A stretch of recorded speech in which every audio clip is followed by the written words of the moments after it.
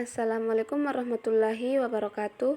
Perkenalkan, nama saya Kiki Dewi Reski dari kelas SAA 1B. Di sini saya akan menjelaskan sedikit materi tentang sejarah perkembangan Islam di Indonesia. Pada awalnya, Islam diperkenalkan melalui para pedagang Muslim Arab. Setelah itu, lewat aktivitas dakwah yang dilakukan para ulama.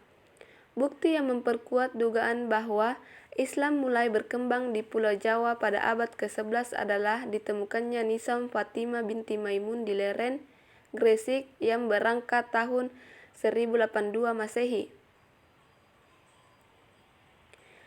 Ada baiknya dipaparkan di sini beberapa pendapat tentang awal masuknya Islam ke Indonesia. Yang pertama, Islam masuk ke Indonesia pada abad ke-7. Yang kedua, Islam masuk ke Indonesia pada abad ke-11.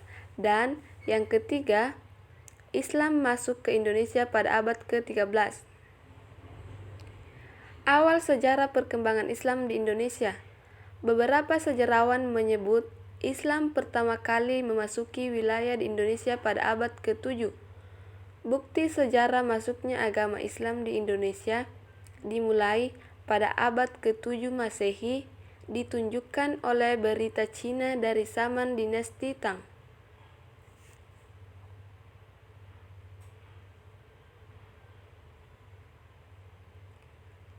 Latar belakang masuknya Islam ke Indonesia.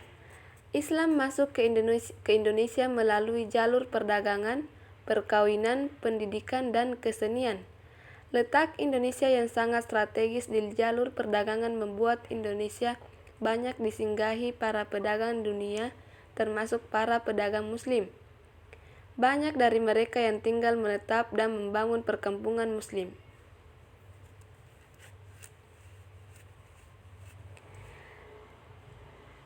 Ada juga teori-teori masuknya Islam di Indonesia. Yang pertama itu teori India atau disebut dengan teori Gujarat, dan yang kedua teori Arab atau Mekah, ketiga teori Persia atau Iran, dan yang keempat ada teori Cina.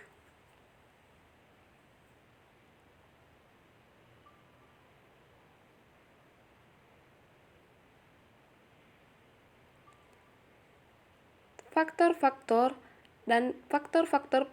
pendorong berkembangnya Islam di Indonesia. Yang pertama, Islam bersifat terbuka. Yang kedua, syaratnya sangat mudah, cukup mengucapkan 2 kalimat syahadat Islam. Yang ketiga, tidak mengenal kasta tata. Yang keempat, cara peribadatan sangat sederhana. Yang kelima, penyebarannya dilakukan secara damai. Dan yang keenam, tata cara upacara Islam